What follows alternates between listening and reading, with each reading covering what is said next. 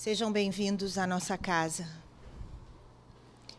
Vamos dar início à nossa reunião nesta noite, agradecendo a Jesus, o nosso mestre, médico e amigo de todos os momentos, pela alegria de podermos nos reunirmos em nome dele. Podemos nos reunir em nome daquele que é o caminho, a verdade e a vida. Nos próximos minutos, vamos buscar elevar nossos pensamentos até o Cristo e, com a ajuda da espiritualidade amiga, vamos juntos aprender. Sob a proteção do Cristo, guardar nossa saúde e receber as bênçãos do mais alto. Nesta noite, a comunidade espírita, a Casa do Caminho, tem a alegria de receber pela primeira vez nosso irmão Eduardo. Nosso irmão Eduardo Valério é de São Paulo e vem pela primeira vez à comunidade espírita, a Casa do Caminho, como dissemos. Nesta noite, na primeira semana do mês de outubro, quando nós saudamos o nascimento de Hippolyte Léon Denisard Rivaio, que mais tarde adotou o nome, o pseudônimo de Allan Kardec, o codificador da doutrina dos espíritos. Nosso irmão é promotor de justiça de direitos humanos, membro do Ministério Público do Estado de São Paulo, é trabalhador do Centro Espírita Divino Mestre de São José dos Campos e também vice-presidente de eventos da Associação Jurídica Espírita do Estado de São Paulo. E é com muita alegria que nós, em nome da nossa presidente, Dona Isabel Salomão de Campos, recebemos o nosso irmão nesta noite. Antes das palavras do nosso irmão Eduardo, nós vamos ouvir os cantores do caminho sob a regência dos maestros Mônica Moquidessi e Pedro Cury. E logo depois a palavra, o tempo e as nossas melhores vibrações vão ficar com o nosso irmão. Graças a Deus.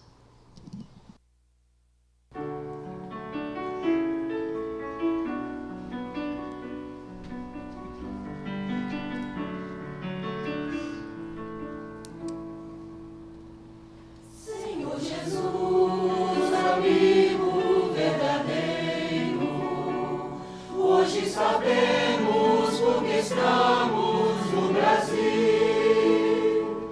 Tu nos trouxeste para a terra do Senhor e por amor nos reunir. Por tantas vezes renasci no velho mundo, em muitas delas por orgulho me perdi. Criei sistemas, guerras, levas de egoísmo, e dessa gente afastei tanto de ti. Agora estou criança em solo brasileiro, no Evangelho eu encontro a direção. Quero vibrar com o inteiro, a começar pelo meu próprio coração, reconstruir meus sentimentos, lutar por dentro para que eu possa melhorar, iluminar meus pensamentos, pelo trabalho para que eu possa respeitar. Nas terras do Brasil, com as cores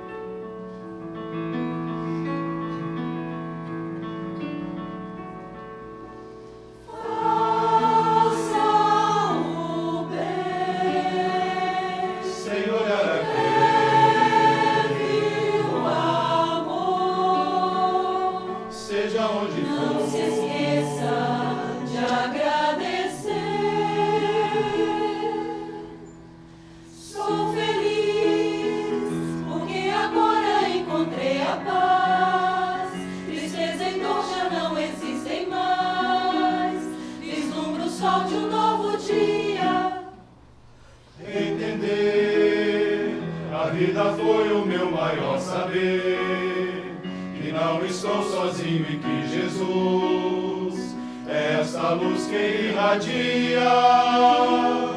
Allan Kardec, você me fez compreender que o futuro vai depender do que se faz no dia a dia. Não adianta achar que o acaso irá guiar o seu destino, quem vai reger será sempre você. O bem, sem olhar a quem o amor, seja onde for, o bem, sem olhar a quem o amor.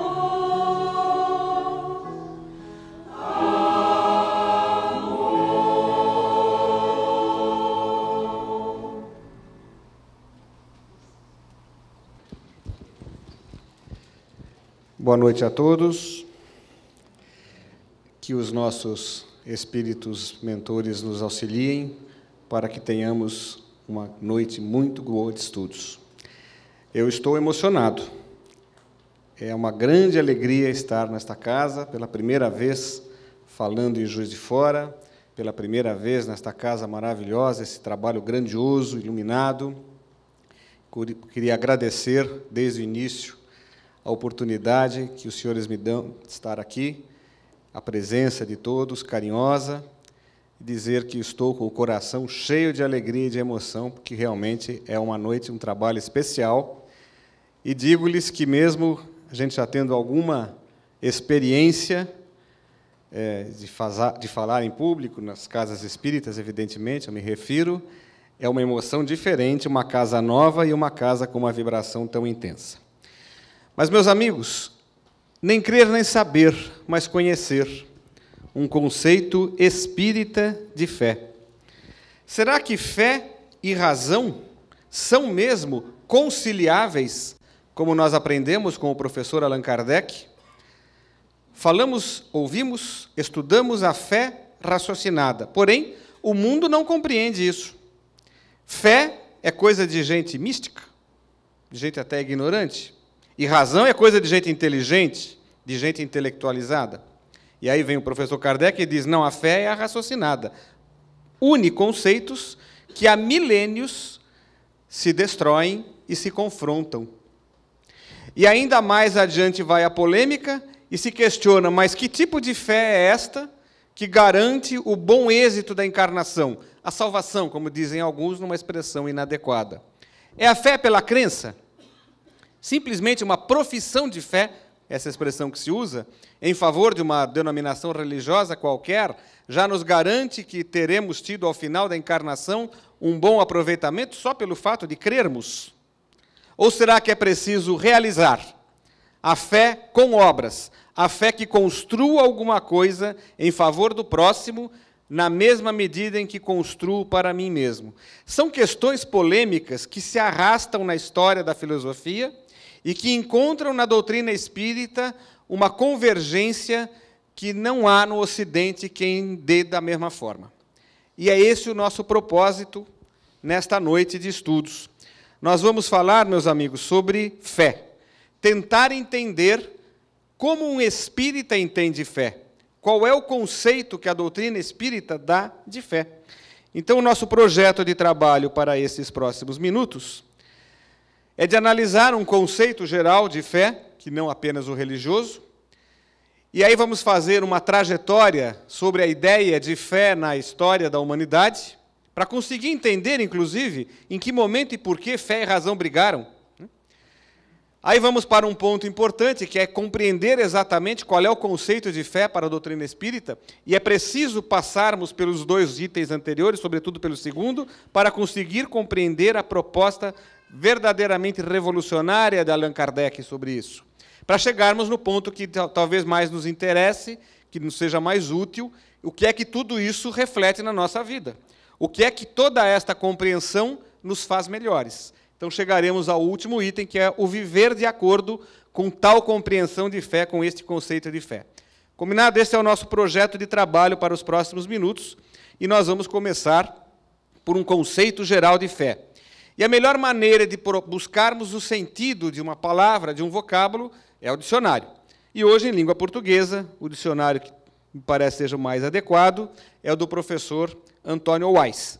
E aí nós vamos lá no professor Antônio Weiss descobrir que fé vem do latim fides, que significa crença, num sentido religioso. Ele põe assim, entre parênteses, confiança, ele diz em seguida.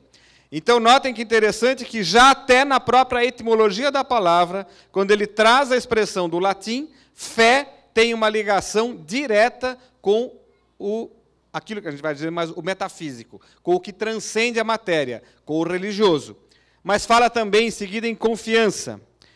E diz mais, que é uma confiança absoluta em algo ou alguém.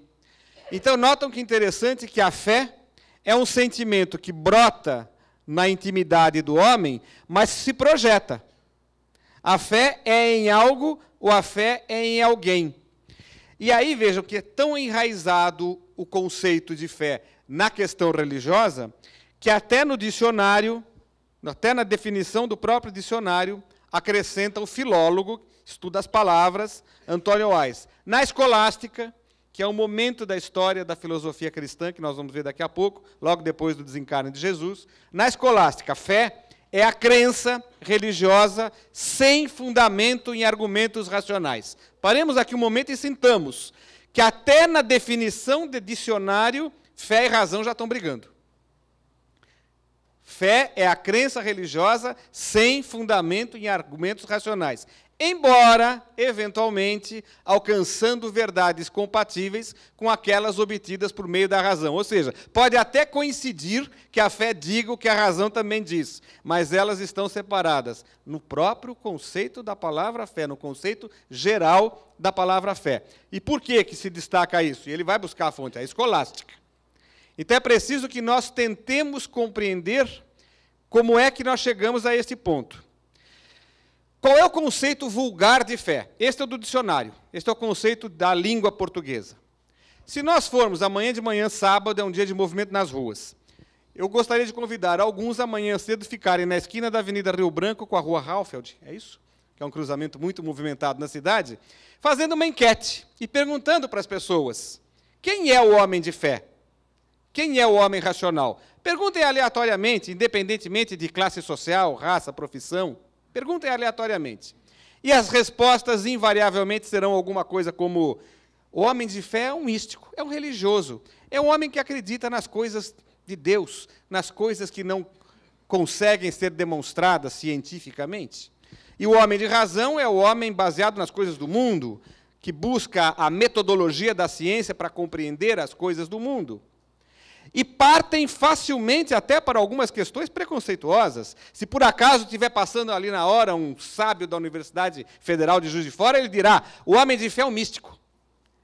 É aquele homem que acredita nas histórias da carochinha. Ele acredita em qualquer coisa que lhe digam, porque é um crédulo. E este crédulo vai num sentido extremamente depreciativo. E aí, meus amigos, não se iludam, porque todos nós espíritas, conquanto saibamos do conceito de fé raciocinada, entraremos no mesmo caldeirão e seremos taxados e estigmatizados como crédulos, essas pessoas que acreditam em bobagens, em histórias da carochinha. Então, numa visão vulgar, a fé é uma crença irracional, inexplicável, algo mística ou ignorante. Meus caros amigos, como chegamos a este ponto? Por que razão, fé e razão, porque razão e razão, por que motivo fé e razão brigaram tão seriamente e não conseguem fazer as pazes? Será que não conseguem mesmo?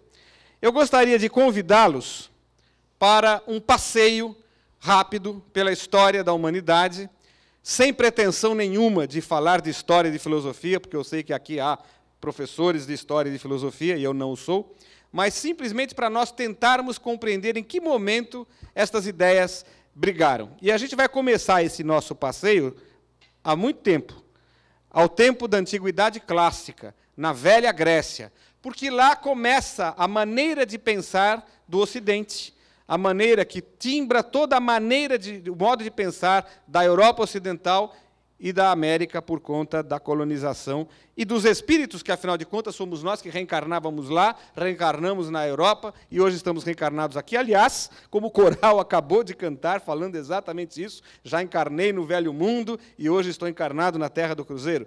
Então, começamos certamente antes do Velho Mundo, na velha Antiguidade Clássica.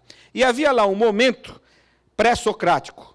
É uma expressão que alguns consideram depreciativa, mas são os filósofos anteriores a Sócrates. É evidente que eles só foram conhecidos como pré-socráticos muito tempo depois, quando se estudou filosofia, se fez a classificação. Naquele tempo eles não diziam, eu sou um pré-socrático, é claro. Esses movimentos chamados pré-socráticos são muito diversos entre si. Mas o que eles têm em comum, que nos interessa no nosso estudo, é uma maneira de entender o mundo a partir de um elemento fundamental do universo. Um deles, chamado Anaximandro, tem lá um conceito de um elemento básico a partir do qual todas as coisas existem, que se assemelha muitíssimo ao conceito de fluido cósmico universal, que nós vamos aprender anos e anos depois com Allan Kardec.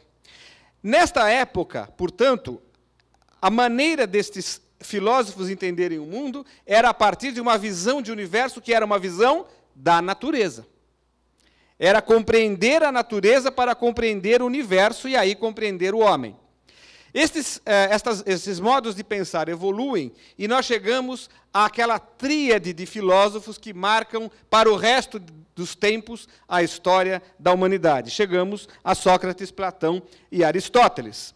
E eles avançam aquele conceito dos pré-socráticos para dizer que a ordem do mundo se dá a partir do indivíduo, do homem, mas não do homem abstratamente considerado, do homem no mundo, do homem na sociedade, na polis, como se dizia. Daí vem aquela frase comum que a gente ouve de Aristóteles, o homem é um bicho político.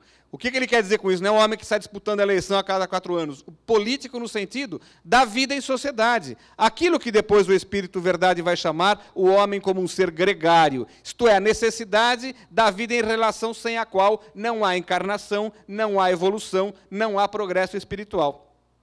Então muda-se a maneira de entender o mundo para, não mais com base num elemento fundamental do universo de natureza física, mas agora o próprio ser humano. Nessas duas, claro que a gente sabe que há diferenças entre o pensamento de Platão e Aristóteles, mas não para o nosso caso, o nosso estudo hoje, isso é irrelevante. Nos dois casos, o que nós temos de fundamental é que a compreensão do mundo se baseava na natureza.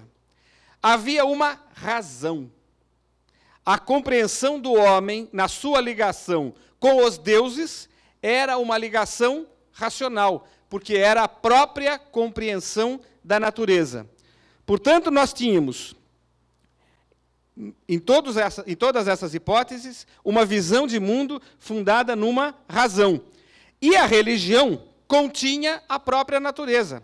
Meus caros, hoje, quando nós estudamos a chamada mitologia grega, o que nós vemos naqueles mitos, naquelas histórias, que se forem interpretadas ao pé da letra, são ridículas, são histórias que não fazem o menor sentido, mas são histórias que contêm grande conhecimento histórico antigo, de mitos. São conhecimentos que dizem respeito à natureza do homem e ao homem na sua vida de relação uns com os outros.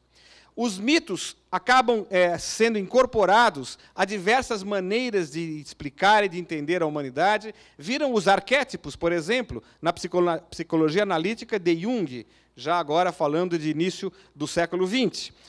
Viram mitos, meus amigos, personagens de diversas maneiras religiosas de entender o mundo. Quem for à Bahia, por exemplo, e for lá olhar ou visitar as exposições dos orixás do candomblé, religiões de raiz afro-brasileira, encontra naqueles orixás as mesmas características dos velhos mitos da antiguidade clássica grega. É, portanto, uma mesma maneira de entender o mundo. E o que é que elas todas têm em comum? Homens e deuses numa unidade. As histórias da mitologia grega nos mostram que homens e deuses conviviam naturalmente, como nós convivemos hoje apenas entre os encarnados. Havia até mesmo paixões que são normais nos homens: raiva, ódio, ciúme. Homens e deuses mantinham relações sexuais, copulavam entre si.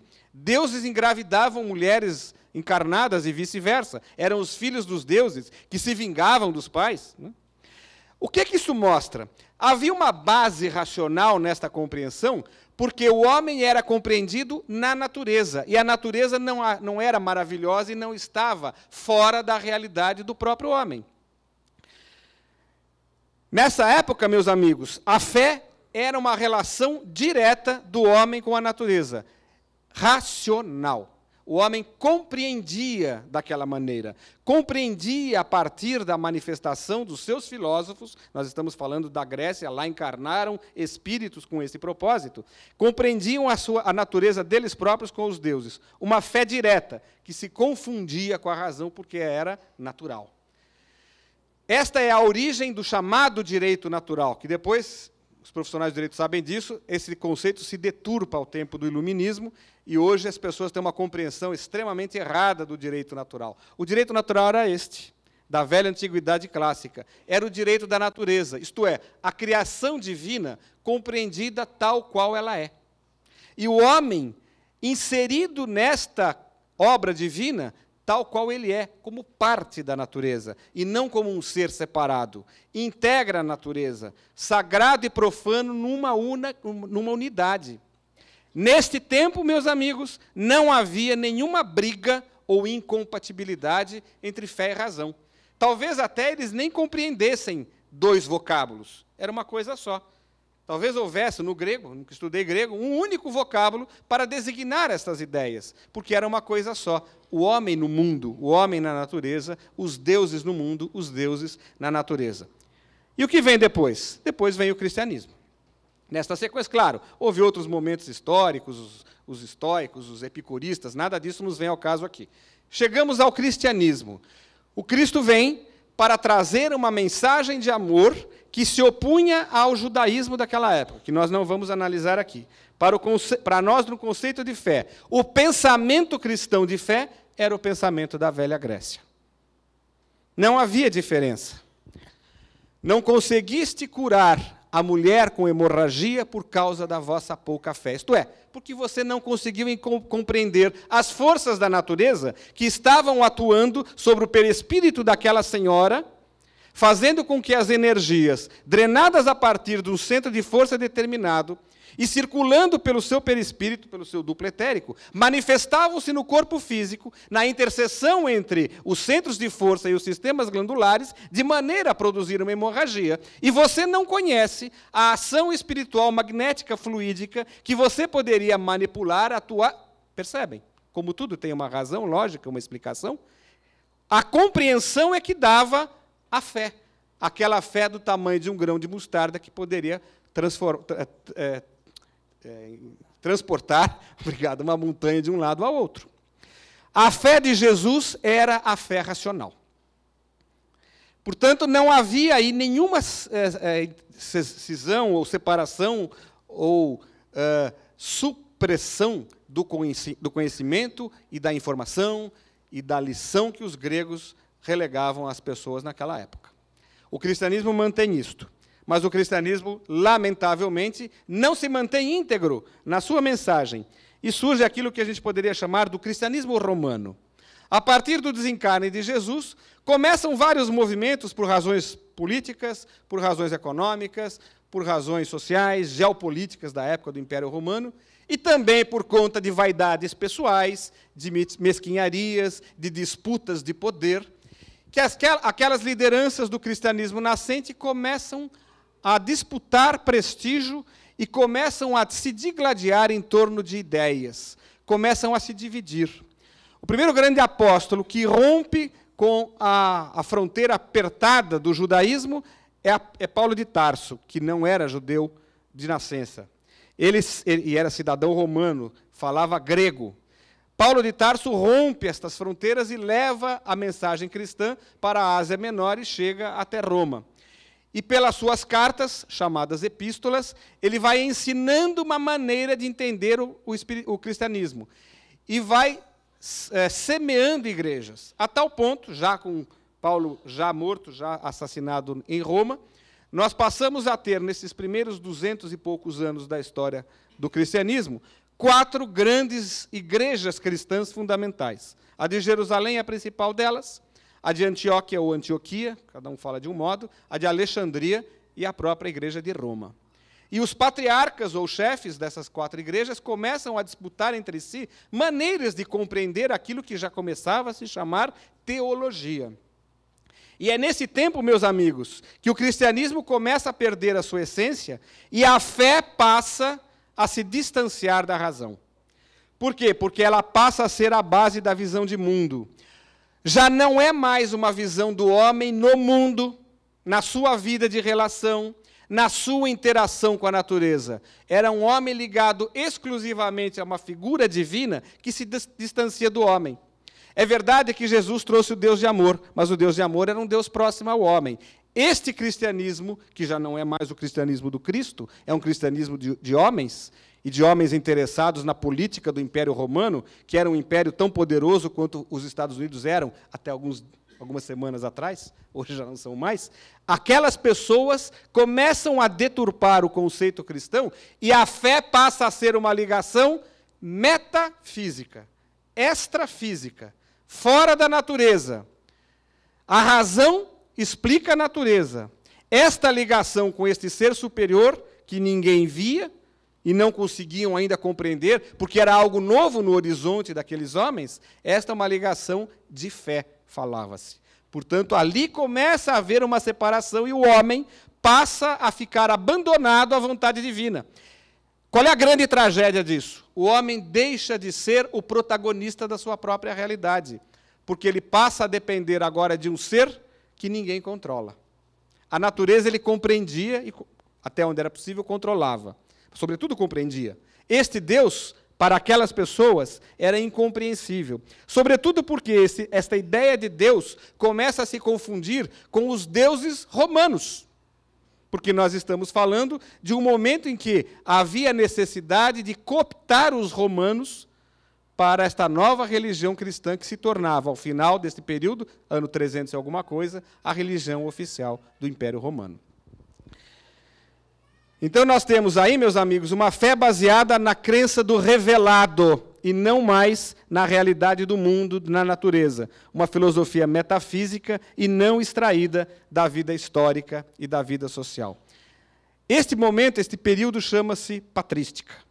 É o período que vai da morte de Jesus até aproximadamente o fim do Império Romano, quando o Império se rompe em Oriente e Ocidente, os povos germânicos invadem o Império Romano, e o cristianismo já é, nessas alturas, a religião oficial do Império Romano. Quando chegamos a este ponto, fé e religião já estão distanciados, e o homem passa a ter uma ligação para as coisas de Deus com um ser que já lhe é completamente distante e estranho. E a sua realidade de vida no mundo, e esta é a grande consequência trágica disso tudo, é alguma coisa que fica ligada exclusivamente aos interesses políticos e econômicos daquela época. Um professor de filosofia espírita nos explica, chama-se Alisson Mascaro, a crença na verdade que vem de esfera extra-humana tira a possibilidade de que o pensamento se constitua a partir da realidade, esvaziando o problema social e a ação no mundo. Então, o que nós temos nesse período da chamada patrística, meus amigos, dessa filosofia cristã, é o distanciamento da relação do homem com Deus, do homem com a natureza e do homem com o semelhante. E com isto, o homem perde a sua condição de protagonista da sua própria história. Ele se torna um joguete na mão das forças políticas e econômicas daquela época. Estamos iniciando a Idade Média. E o grande personagem que vai sacramentar isto é Agostinho de Hipona. Então surge neste cenário este senhor que é uma alma de grande valor, vai contribuir com Allan Kardec, séculos depois, no trabalho de codificação. Era um homem amorosíssimo, um homem que lança as bases do trabalho do sentimento humano, um homem que exaltava o amor. Mas nessa questão ele não compreendeu. Agostinho de Hipona, chamado Santo Agostinho, Hipona era a cidade dele, na Argélia. Olha a época que ele viveu, nós estamos falando do ano 430. Ele rompe definitivamente com aquela tradição greco-romana.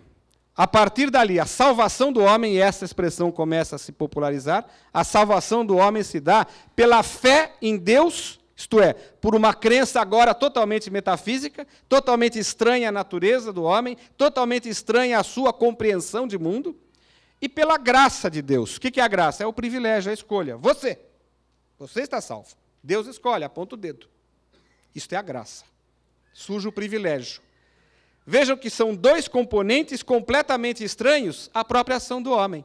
Um é a crença, uma ligação com um ser superior, e a outra uma escolha aleatória de um ser que lhe é completamente estranho.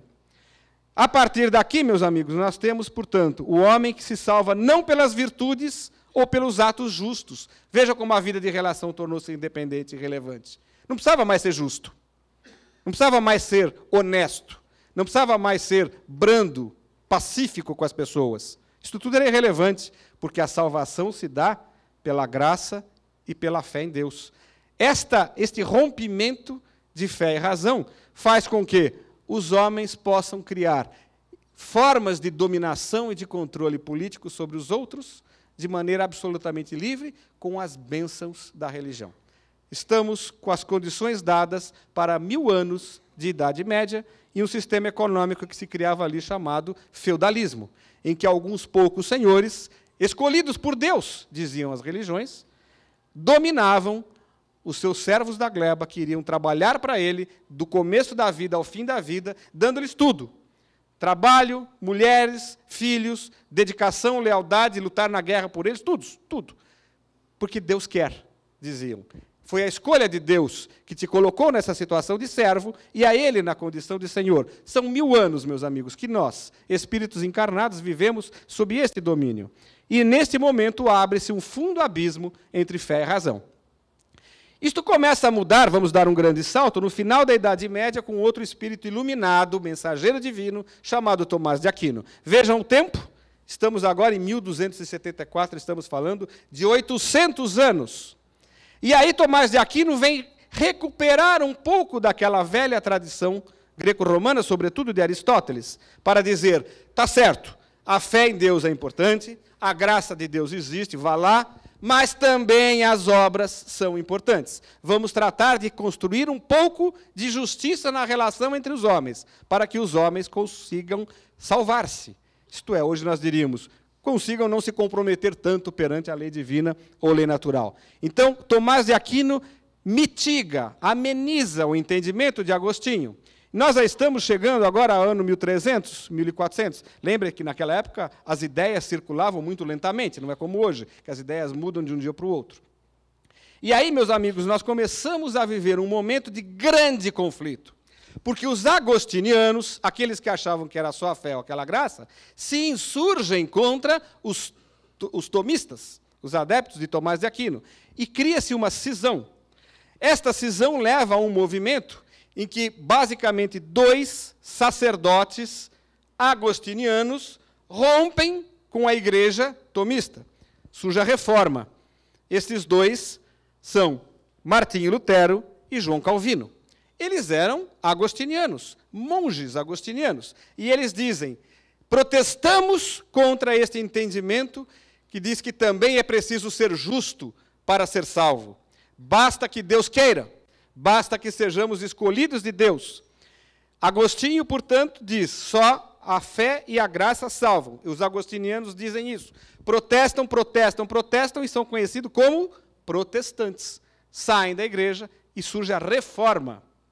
A igreja católica reage e diz, não, também os atos, a justiça é fundamental. É preciso que a salvação se dê também pelo que o homem faz aos seus semelhantes. Reage e surge a contra-reforma. Não estranhe aquela forma de escrever, agora é assim. É a reforma ortográfica, tem aqueles 2 R's estranhos lá no meio. Tá? O hífen dessa palavra morreu. Então surge a contra-reforma. Meus amigos, nesse momento o mundo se rompe. Nós estamos falando do Renascimento. Fim da Idade Média, começo da Idade Moderna.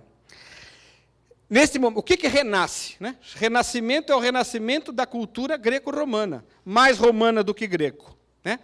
Tem mais de estoicismo do que de Aristóteles. Mas, de qualquer modo, aquele velho conceito do humanismo greco-romano ressurge.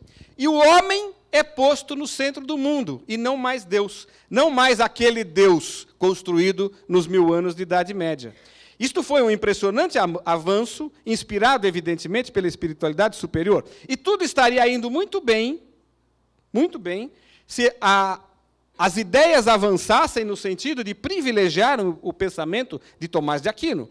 E os atos, a justiça entre os homens voltar a ser a razão de ser da nossa salvação. Acontece, meus amigos, que este foi um dos momentos mais complicados da história da humanidade. Porque é nesta época que os homens, com o fim do feudalismo, rompem-se os feudos, e os homens começam a circular pela Europa, começam a viajar, porque até então ninguém viajava. Nasci e morri a vida inteira na mesma fazenda. Começam a circular, e quando vai a mercadoria, vão as ideias. E as pessoas começam a levar mercadorias, fazer negócios, conversar entre si, pegam navios e começam a circular pelo Mediterrâneo e vão para o Oriente e voltam. Surge a chamada Revolução Burguesa. E algumas pessoas começam a ganhar muito dinheiro, são os burgueses. Por que burgueses? Porque moram nos burgos, que são as cidades, que começam a se formar. Porque até então as cidades não tinham nenhuma importância. A vida do mundo era nas fazendas, nos feudos. Essas pessoas começam a investir em alguns reis que vão descobrir dinheiro fora e começam a atravessar o oceano e vêm para a América, e descobrem a América, e começam a levar especiarias, madeira, ouro, diamante. E essas pessoas na Europa começam a ganhar muito dinheiro, muito.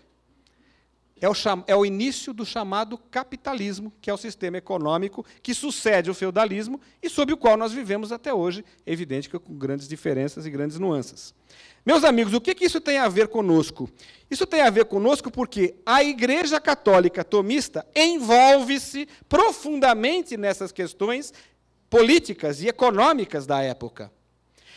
E o conceito de fé e esse conceito de justiça começa a ficar em xeque. Mas como ser justo se alguns têm tanto dinheiro, começam a ficar tão milionários e outros tão pobres e tão miseráveis? Como é que nós vamos explicar para Deus justiça nessa perspectiva? E a reação é uma impressionante perseguição a quem não se submete ao poder da Igreja. É nessa época que surge o Tribunal do Santo Ofício, a Inquisição.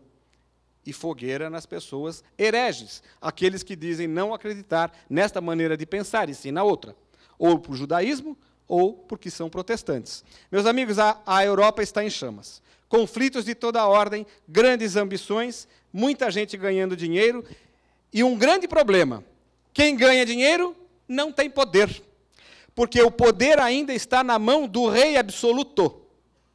Um rei tem o poder e uma corte de nobres que o bajulam todo o tempo e que se privilegiam daquela corte. E o resto do povo trabalhando, mas alguns ganhando muito dinheiro. Vocês já viram gente com dinheiro sem poder?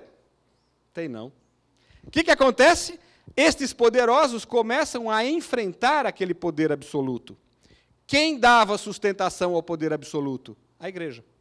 Porque a Igreja dizia, você, rei, é rei por delegação divina. Foi Deus quem escolheu você. Então, por exemplo, já pulando para 1800, D. João VI foi rei de Portugal porque Deus quis.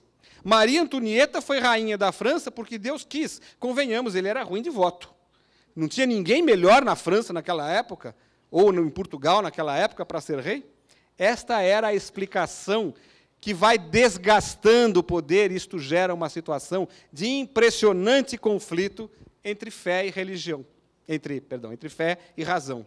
Porque é nesta época, por conta de todas estas mercadorias e dinheiro que circulam, que as pessoas começam a pesquisar a natureza, começam a pesquisar o corpo humano, começam a pesquisar a química, o funcionamento dos elementos químicos, começam a pesquisar a física, a astronomia.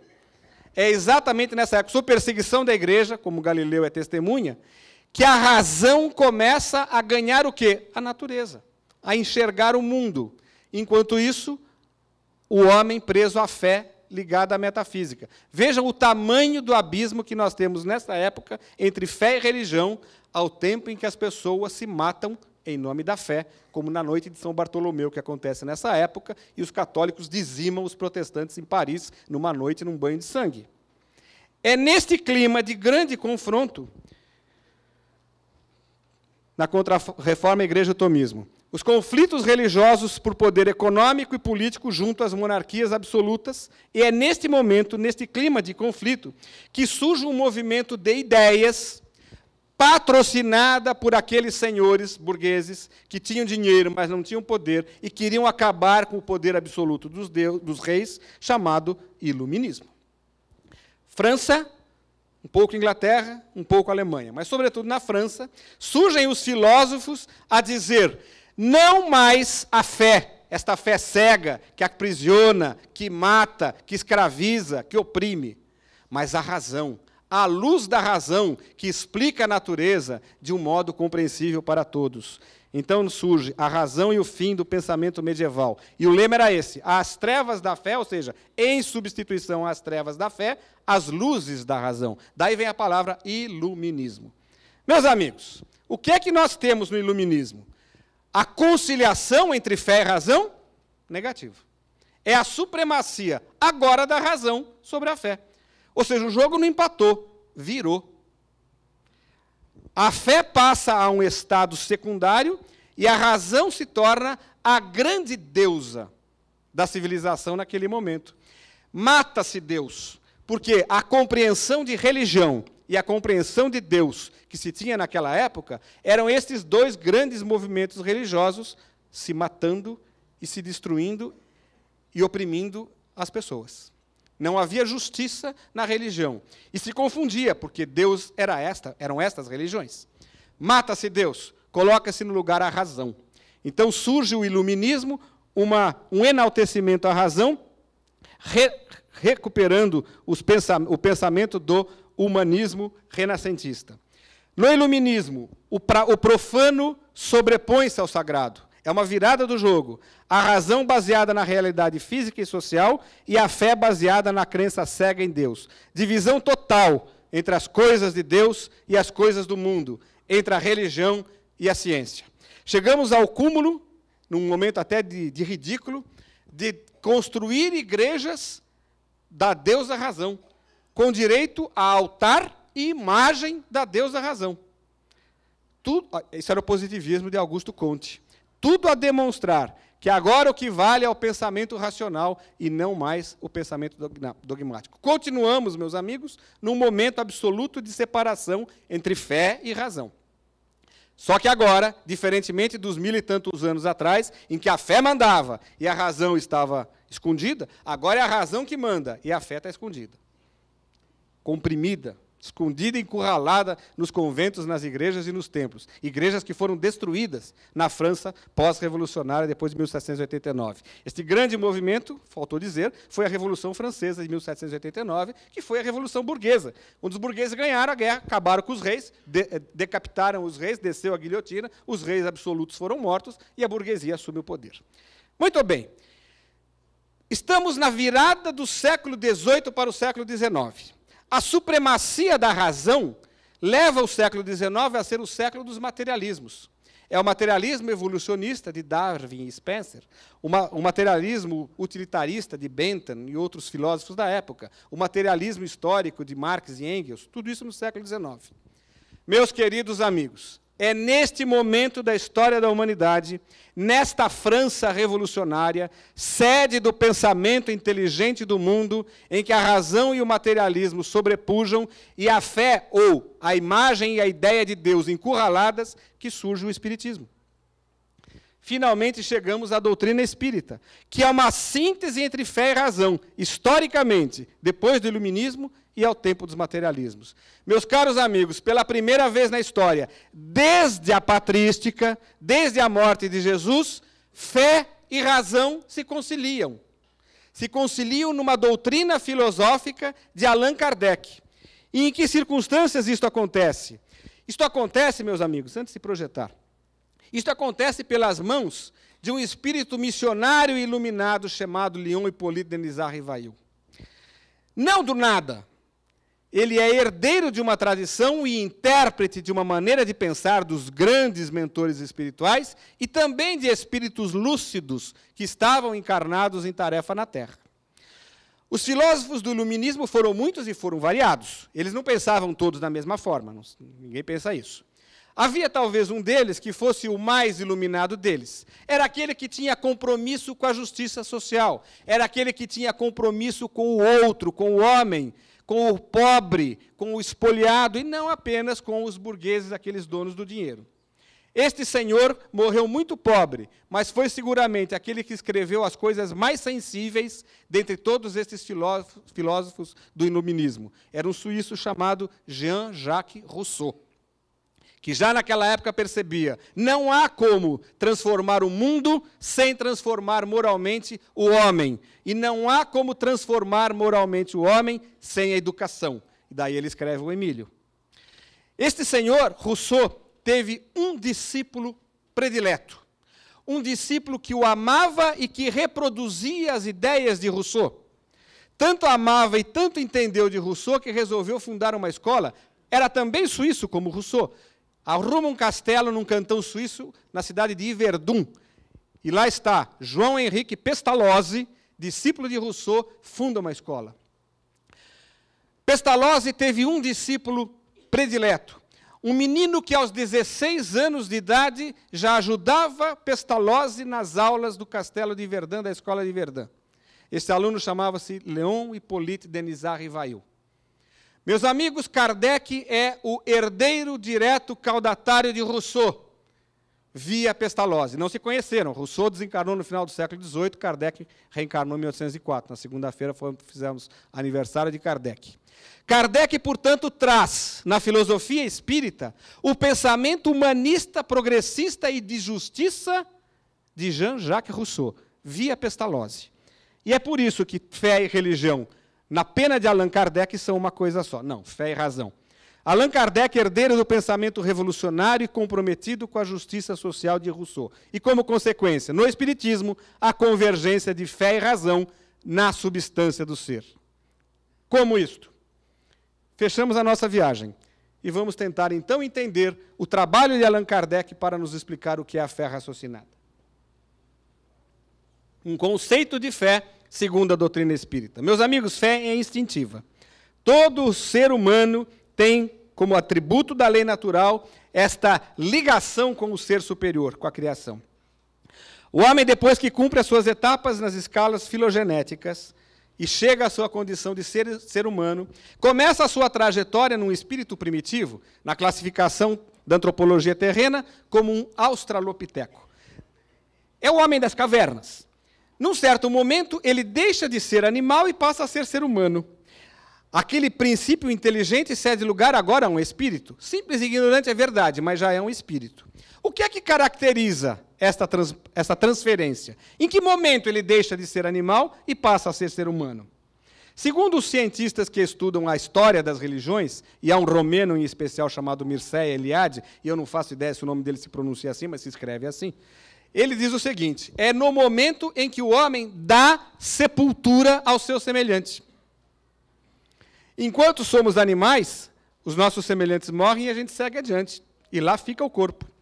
Eu sempre gosto de lembrar nas nossas palestras, quando a gente fala disso. Todo mundo aqui tem seus cachorrinhos em casa, e todo mundo tem histórias maravilhosas para contar do cachorrinho. Ah, meu marido, quando está lá, 2 quilômetros de distância chegando, o cachorrinho já começa a abanar o rabo, vai para a porta. Todo mundo tem cachorrinho inteligente. No entanto, ninguém nunca será capaz de contar uma história de um cachorrinho que, quando morreu o companheirinho, resolveu dar uma sepultura para ele. Ou então que à noite ele reza e faz uma prece ao Deus dos cachorrinhos. Este sentimento inato de deferência ao superior, isto é típico do ser humano. O dar sepultura ao semelhante, isto é típico do ser humano. Aí, então, nós iniciamos a nossa trajetória como homens. Esta não é uma ideia consensual. Marx, por exemplo, vai analisar que esta transferência se dá no momento em que o homem passa a produzir. Quando ele passa a produzir o seu meio de subsistência, aí ele virou homem. Mas não é essa visão que a gente extrai da doutrina espírita e destes estudiosos. Esta fé, portanto, meus amigos, ela nasce instintivamente. E a partir das muitas encarnações, das múltiplas experiências, este ser começa a desenvolver este sentido de fé nas experiências do sentimento e do raciocínio. Um lento e progressivo desenvolvimento, até chegar ao que hoje nós conhecemos pelas lições de Allan Kardec como fé raciocinada. Então, são muitas experiências, muitas foram dolorosas nessa trajetória da história, a gente viu isso. Nós sabemos, né, quem é que participou de todos esses 1.500 anos de história que a gente comentou aqui? Nós, né? Nós. Se a gente acredita em reencarnação, não é só para dar aula na casa espírita. É para lembrar que nós construímos a história da humanidade. Todas as maldades construídas, que a gente lê em qualquer livrinho de história, até de ensino médio, fomos nós que fizemos. Então é natural que a gente tenha que colher em algum momento aquilo que plantamos na história nossa. Nessas nossas histórias, vivências e experiências, nós vamos depurando este sentimento de fé, até chegar à fé raciocinada, que pressupõe conhecimento. Conhecimento do quê? Da natureza. Porque nós somos parte da natureza. É o capitalismo que faz com que a natureza seja uma coisa, insumo para a produção, e o homem seja outra. E aí o homem destrói a natureza, porque não se sente parte dela. E aí vem a questão ecológica que as pessoas não conseguem compreender. Por quê? Porque nós, nos últimos 500 anos, nos acostumamos a ver a natureza como algo externo ao homem. Por que com o indígena não era assim? Por que nas civilizações pré-colombianas não era assim? Por que lá atrás, nesses tempos que nós estamos falando, não era assim? Ao tempo de Roma, não era, da Grécia, não era assim. Porque o homem era parte da natureza. Então, este conhecimento da natureza é fundamental para que nós possamos desenvolver este conceito de fé. Porém, meus amigos, não basta o conhecimento, não basta apenas o saber, apenas a informação intelectual. É preciso conhecer, ou, sinônimos, compreender. Esta compreensão agrega à informação intelectual um sentimento ou emoção. Isto é, eu compreendo a natureza, mas ela faz sentido para mim como parte dela. E, a partir daí, eu passo a ter fé. Então, a fé raciocinada, ela é aquilo que eu conheço da natureza, mais aquilo que ela significa para mim como espírito imortal. A experiência da emoção e do sentimento na minha relação com o outro, na minha relação comigo, na minha relação com esta força superior que é parte de mim, porque nós somos um todo com a natureza. Este é o conceito, portanto, de fé que nos leva a que a formação intelectual rejeite tudo aquilo que nós não consigamos explicar, compreender a partir dos postulados da razão, que pode se traduzir pela ciência hoje. Mas a razão é muito mais do que isso. A ciência é apenas um método na mão da razão.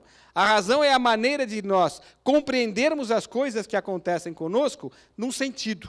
Um sentido que seja nosso, como espíritos imortais, que trazemos essa trajetória de muitas encarnações.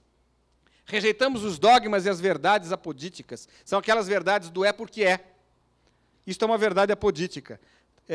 Quem é aqui da minha idade teve filho na época do Castelo Rá-Tim-Bum. Lembra do Castelo Rá-Tim-Bum? Passava aqui em Minas também, não? Sim.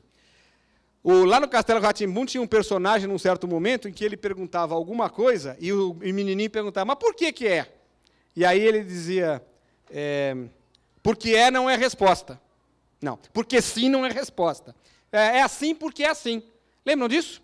Por que a luz elétrica ilumina a sala? Porque sim. E aí vinha o personagem dizendo, sabe quem era o personagem? É esse Marcelo Tassi, que hoje faz esse programa esquisito aí. Ele aparecia no programa e dizia, porque sim não é resposta. E aí entrava uma explicação do funcionamento da energia elétrica. Era genial.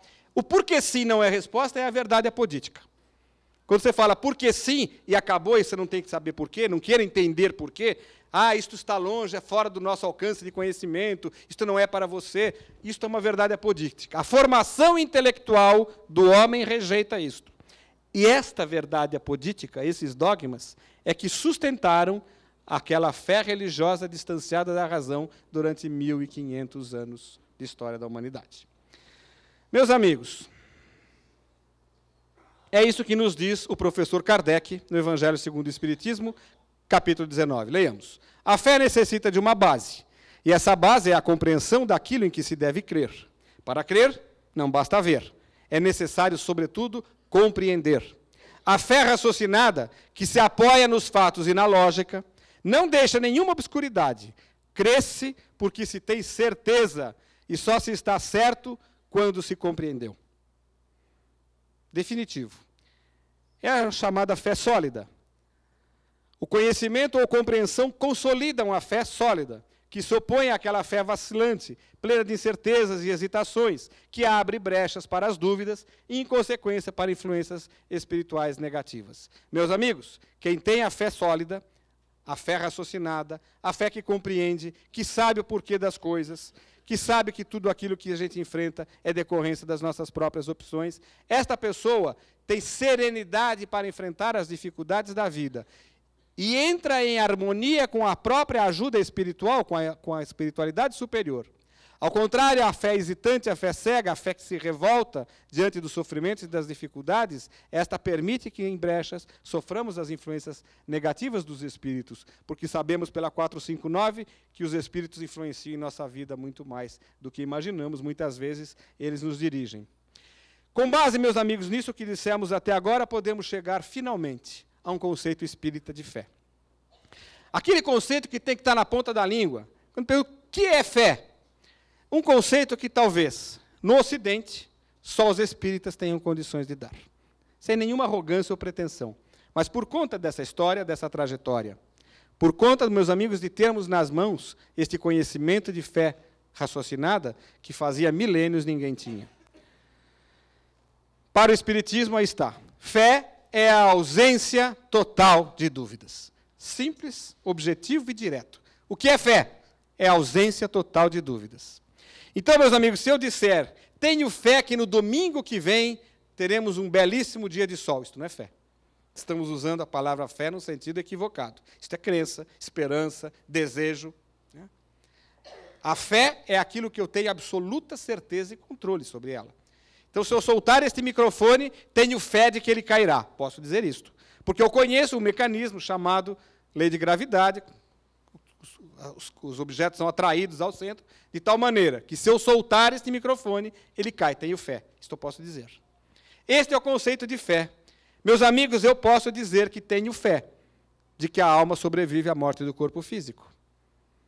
Tenho fé de que as pessoas que se foram podem se comunicar e se comunicam por intermediários.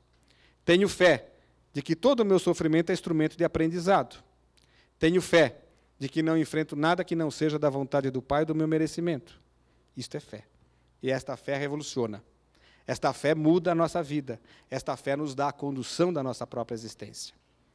E é por isso que Kardec nos diz, naquela frase célebre, na abertura do livro do Evangelho, que inabalável só é a fé que pode enfrentar a razão face a face, em todas as épocas da humanidade. Por que em todas as épocas da humanidade? Acabamos de ver nessa nossa trajetória. Porque nas várias épocas da humanidade não podia enfrentar face a face razão e fé. Chegamos então, meus caros, a um ponto fundamental, já caminhando para o encerramento, do que isso tudo significa como mudança para as nossas vidas. O que significa viver de acordo com tal entendimento de fé? Essa é a fé sólida. A fé raciocinada é a fé que transporta montanhas. Então, quando Jesus diz lá, não conseguiste afastar o espírito obsessor do menino por causa de vossa pouca fé, e em verdade vos digo, tivesse fé do tamanho de um grão de mostarda, diria a esta montanha, saia daqui e vá para lá. Esta é a fé sólida. É a fé que compreende, no exemplo específico daquele menino endemoniado, compreende os mecanismos da obsessão. Um conhecimento que hoje está acessível a qualquer um de nós com a literatura espírita. Esta é a fé que transporta montanhas. Que montanhas? As dificuldades da vida. As dores, os sofrimentos, os interesses materiais menores, todos os obstáculos da vida são as nossas montanhas. E nós diremos a elas, saia daqui e vá para lá, se tivermos fé. Não é aquela questão dos livros simplistas de autoajuda que dizem, pense firme, pense firme, pense firme. Não é isso. É a compreensão dos mecanismos e a maneira que eu tenho de atuar sobre esses mecanismos. Com os limites impostos pela questão do mérito, da necessidade, que me fazem compreender o momento e até onde eu posso ir, mas até este limite me é compreensível. Portanto, esta é a fé que efetivamente pode mudar a minha vida. Portanto, este conceito de fé nos concede alguns exemplos, apenas alguns exemplos. Esse conceito da fé sólida nos concede a convicção inabalável na providência divina, a certeza de que em toda e qualquer situação Deus está sempre promovendo e ampliando o nosso crescimento pessoal. Ou existe acaso, ou existe Deus. Aliás, o coral acabou de cantar isso também. Se compreendemos Deus naquele conceito da questão número 1 do Livro dos Espíritos, que é um conceito aristotélico de Deus, causa primária de todas as coisas, só os deuses, os gregos compreendiam Deus como causa primária. Toda a visão teológica, Deus não é causa primária. Meus amigos, se nós compreendemos Deus como causa primária de todas as coisas, então todas as coisas decorrem de uma vontade inteligente superior de Deus. E não existe o acaso, não existe sorte e não existe o azar. Uma ideia mata a outra. Ou as coisas acontecem por um golpe de sorte, um golpe de azar, ou a Deus. Se acreditamos em Deus, não há acaso. Isto é a fé plena que nos concede. Esta fé plena nos concede a certeza, o conhecimento, a aceitação e a compreensão da lei natural. E aí, meus amigos, nós vamos ao infinito. Há muito ainda para compreendermos da lei divina ou da lei natural. Há muito. Mas já conseguimos avançar em muito. E já temos condições de compreender muito. A partir do conhecimento espírita e do conhecimento não espírita, compreender os mecanismos de funcionamento do homem, na sua excelência, no seu esplendor. Este conceito de fé plena nos concede discernimento de que as coisas que nos acontecem são resultado das nossas opções. Aqui eu nem vou me aprofundar, fica o convite. Este tópico exatamente é o tema do nosso trabalhinho de amanhã. Neste auditório, a gente vai falar um pouco mais sobre os mecanismos de realização da justiça divina, que a base é isto aqui. Tudo o que nos acontece é resultado do nosso exercício de livre-arbítrio, das nossas opções. Resultado da fé plena. Que nos concede ainda clareza de que a nossa vida tem um ritmo próprio e obedece a ciclos naturais, o que nos permite enfrentar a ansiedade. As coisas têm seu tempo, na medida em que nós estivermos em consonância com os próprios ritmos nossos e da natureza. A natureza passa a ser parte de nós, lembram-se? Nos concede a certeza de que a fé sincera é sempre calma e paciente, sabe esperar o momento, o que nos leva à condição de pessoas serenas, se conseguirmos absorver tudo isto. Mas levar a serenidade de um modo humilde, porque a fé é sempre humilde. Ela não se confunde com a presunção. Com a arrogância, por exemplo, de sairmos daqui hoje e quando encontrarmos o cunhado, chegarmos em casa, que não é espírita, dizer para ele, eu sei o que é a fé raciocinada. Que absurdo. Isso é pura arrogância, presunção, incompatível com o que a gente estudou aqui. A humildade é um elemento fundamental para nós compreendermos que somos aprendizes, embora, eventualmente, já conseguindo descortinar um pouco mais. Mas, convenhamos, já temos alguns milênios de existência, já não era sem tempo. Nos concede, por fim, a convicção de que conquistar paz e felicidade pressupõe luta e construção. Não basta pedir e esperar. Ajuda-te e o céu te ajudará, dizia Jesus. Portanto, é preciso fazer, agir, atuar, construir na nossa vida íntima, pessoal e na nossa vida com o outro, construindo relações de justiça. É a fé com obras, a fé que constrói o bem, a fé que ajuda o injustiçado e elimina a injustiça, que dá alimento ao faminto e elimina a causa da fome, que dá ajuda médica ao doente, mas elimina a causa da doença. Esta é a fé, este é o conceito de caridade. Compromisso nos concede de nos resignarmos diante das dificuldades da vida. Resignação não é ficar num canto, acomodado, esperando que o sofrimento aumente cada vez mais para eu evoluir cada vez mais. Não entendeu nada. A resignação é aceitar o sofrimento sem revolta, mas não abrindo mão de lutar contra as suas causas.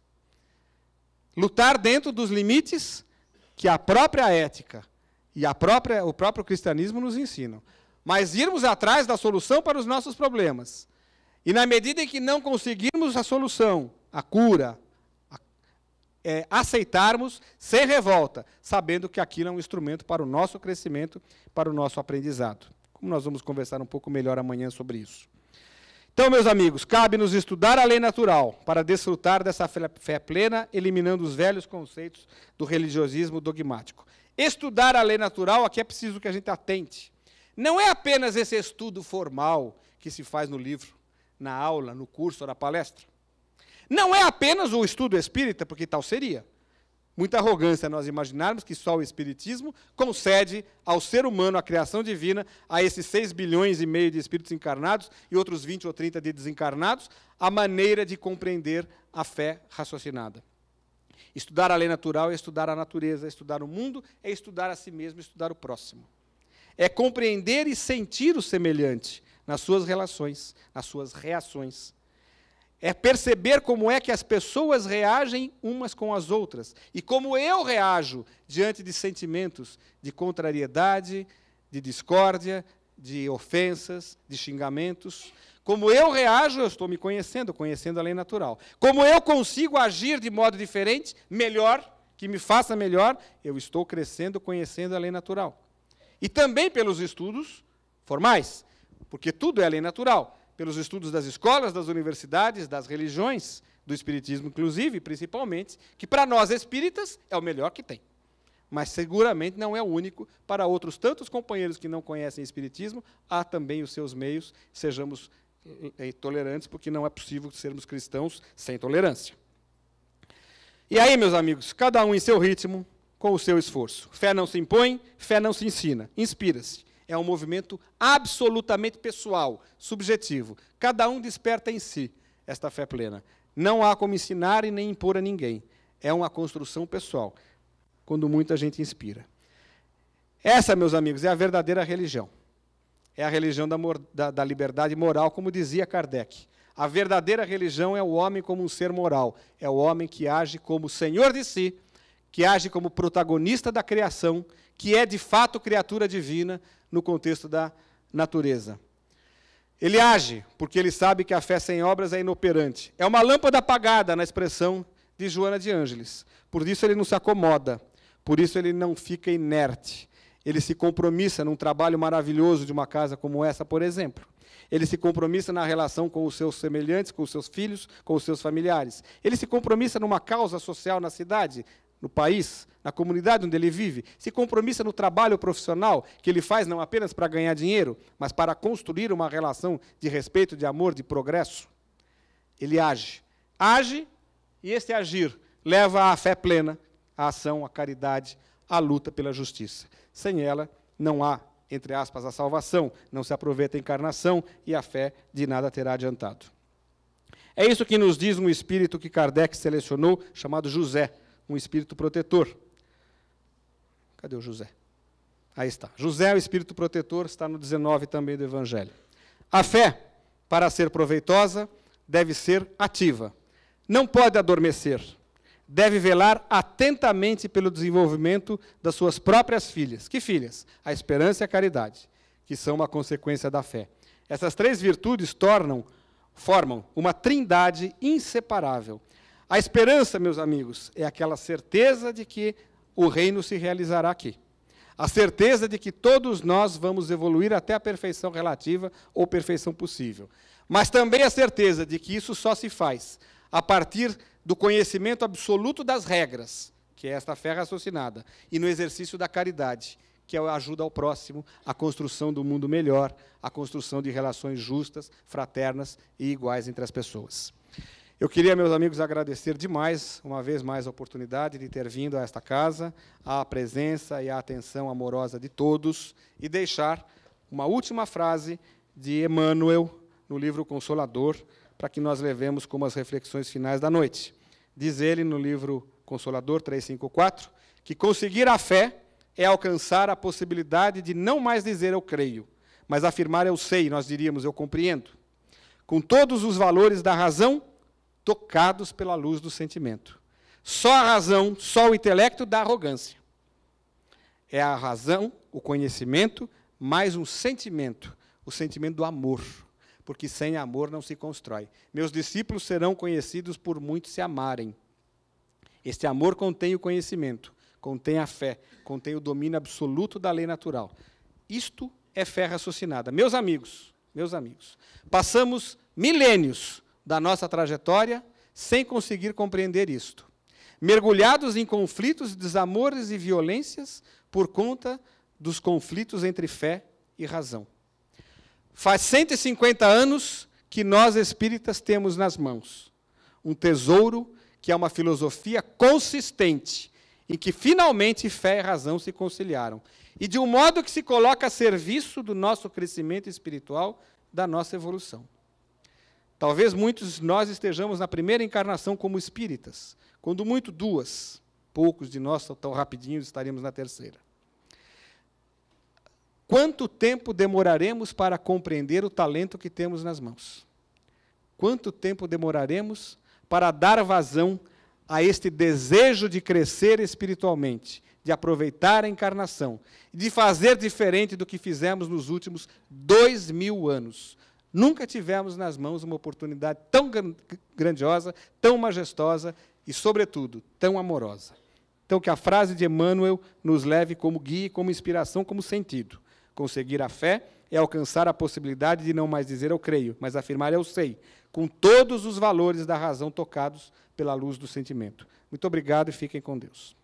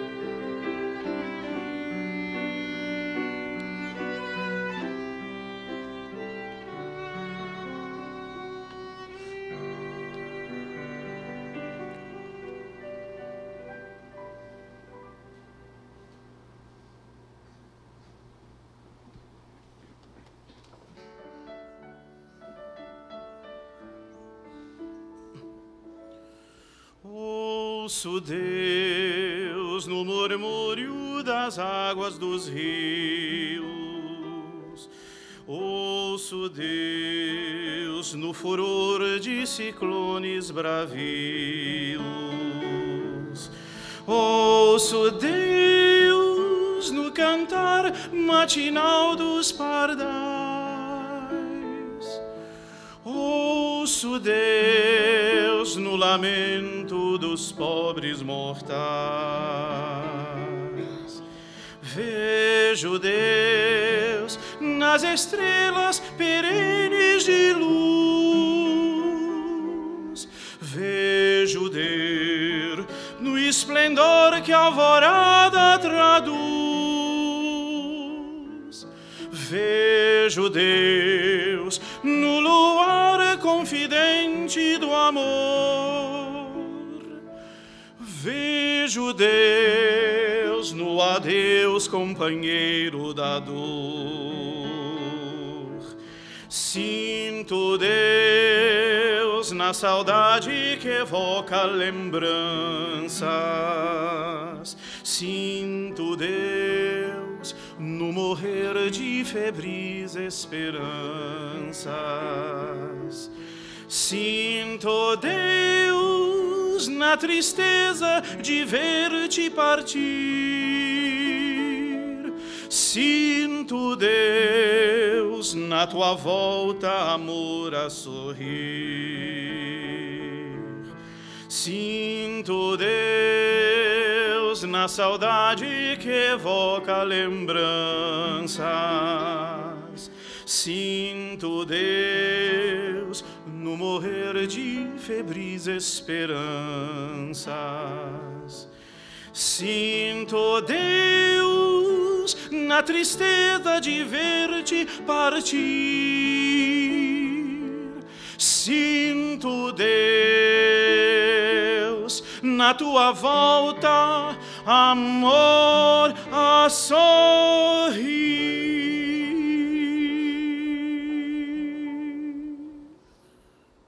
Prezados irmãos, depois deste belíssimo trabalho desenvolvido pelo nosso irmão Eduardo na noite de hoje, tão consistente, fundamentado nas verdades anunciadas pelos Espíritos, depois do trabalho dos cantores do caminho, que nos elevaram à condição da prece, e muito emocionados, nos cabe apenas agradecer. Nosso irmão finalizou o trabalho dizendo que temos uma grandiosa oportunidade de realizarmos o nosso progresso. Nossa irmã Isabel tem dito ao longo de tantos anos que nunca estivemos tão próximos do Cristo. Então, já sabemos, já conhecemos. Vamos iluminar o nosso sentimento e trabalhar. E sob a guarda do Cristo, vamos realizar o nosso progresso. Assim, nós finalizamos a primeira parte dos nossos trabalhos nesta noite. E nessa paz que Jesus nos reservou, vamos aguardar o momento do passe. Graças a Deus.